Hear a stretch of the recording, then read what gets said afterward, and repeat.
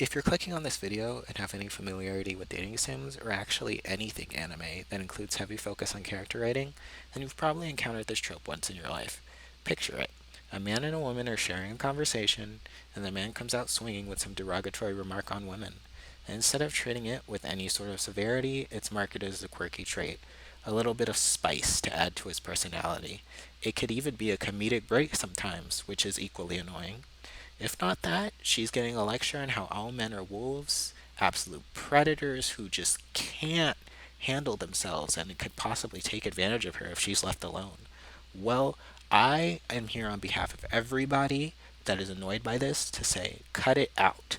But before we get into the rest of the video, hi, I'm Imani, a video game enthusiast with an unhealthy interest in dating sims, especially otome, josemuke, and anything deemed gacha. I started this channel mainly as a way to dump my thoughts on these genres and other pieces of media while also giving recommendations.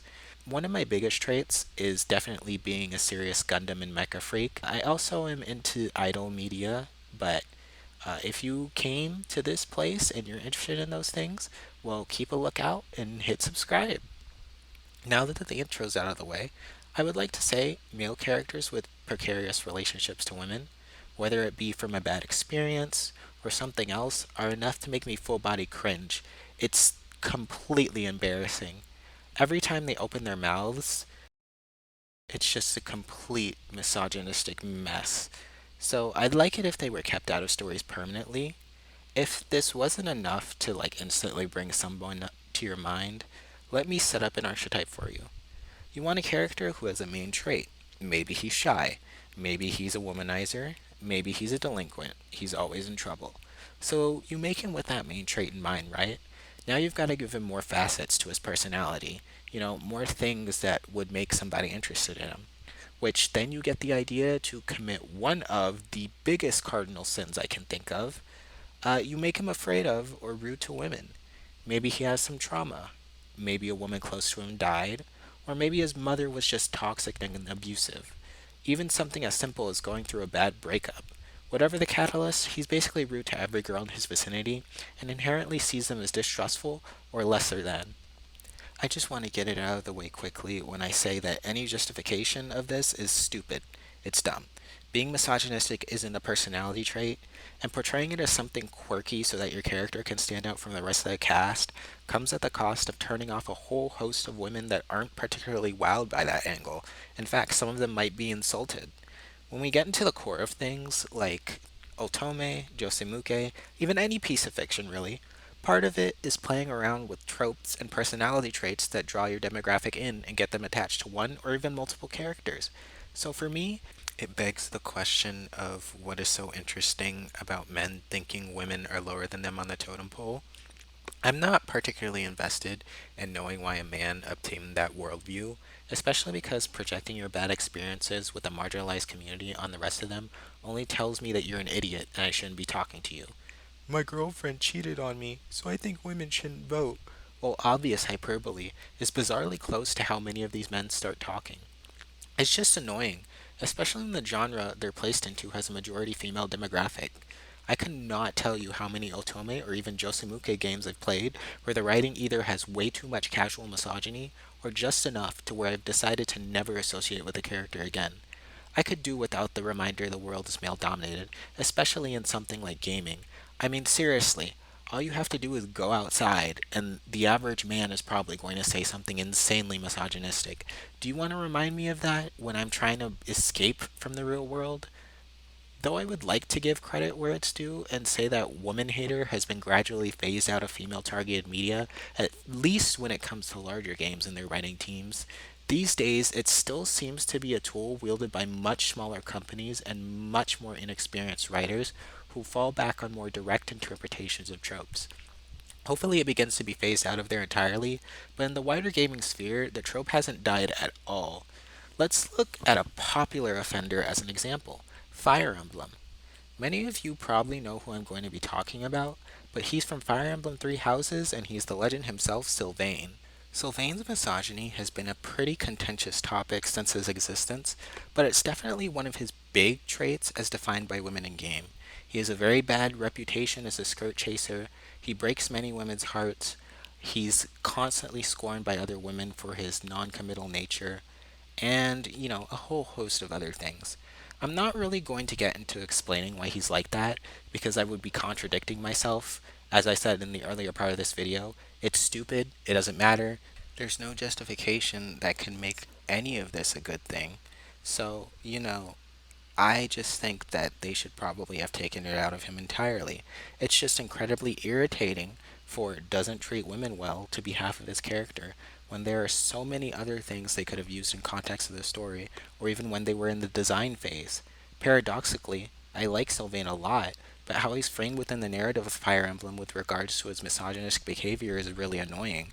And it seems like Fire Emblem has a habit of this, constantly, and I mean constantly, having one character who has derogatory opinions of women or is straight up afraid of them.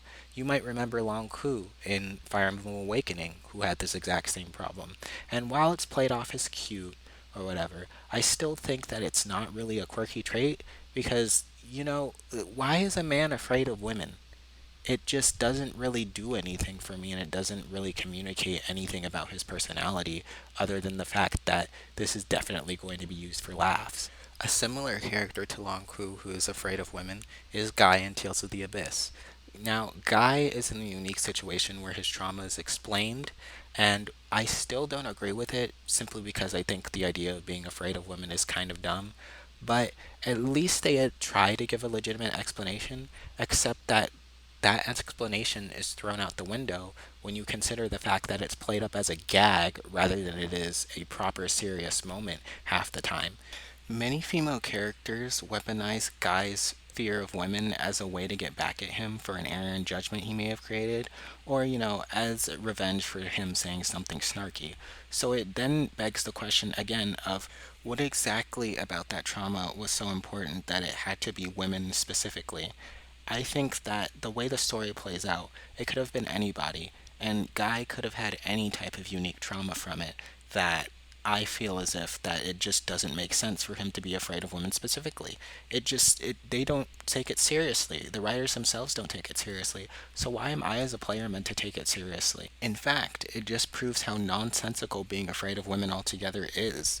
And this kind of leads me into my next point a little bit, but this would all be good and fine if things like fandom agreed, but the problem with fandom is you might have gone through this a few times where you really like a character, but the fandom itself reduces them down to one simple trait.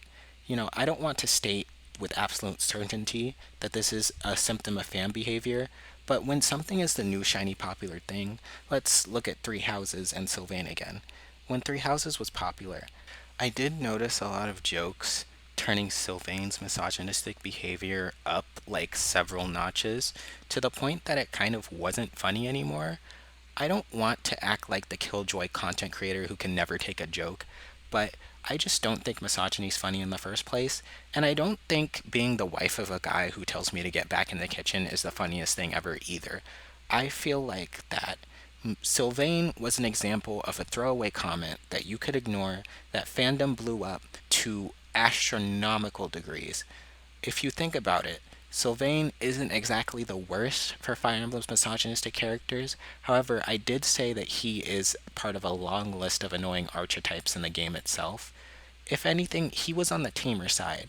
So to see people kind of blow it up to such a point where he thinks women shouldn't vote, as my per my example earlier in the video, it kind of got to that point. And when it gets to that point where it doesn't provoke any interesting discourse and it's a throwaway comment that you can ignore that nobody will let you ignore in fandom, it's just completely and utterly annoying. Once again, I'm not saying that this was everyone, but I personally wouldn't want to deal with endless amounts of, haha, this guy would tell me to get back in the kitchen if I was his wife jokes. I'm not going to say they're problematic or, get into any of that. I just think that it's completely obnoxious. I think that this method of joking about women's oppression, while I'm not going to say that it's setting us back several years, especially with everything going on in the world, it's definitely something that I just don't like seeing. And all this ranting and raving brings me to my conclusion that we basically need to keep misogyny out of characters. It doesn't make them likable, it's not cute, it's not quirky. We can really do without it. You find yourself in modern day in fandom where people, like I said before, are either making jokes about it or they're just blatantly ignoring it and going for the character's other traits. So, realistically, what does it add to them? Nothing. The point of this video is that it adds nothing. And considering the poor history of writing regarding it, I just question seeing it as a flaw, even. Because a flaw implies that there's room for growth. It implies that there is a certain severity to it that is not given to this misogynistic character. It's not something that he has to learn from. And if he does have to learn from it, it's not in a realistic way. It's via another woman intervening, which there's a whole other video that you could make about how it's not women's job to fix a man. But I think you get the gist of what I'm talking about here. So, no amount of writing is going to convince me that misogyny as a trait is ever going to be a good idea. I hope this video, if it didn't convince you, at least provokes some thought, especially as we're getting to the end. Don't forget to like, and don't forget to subscribe. I hope that you guys enjoyed my first video, and there will be more coming. Thank you so much.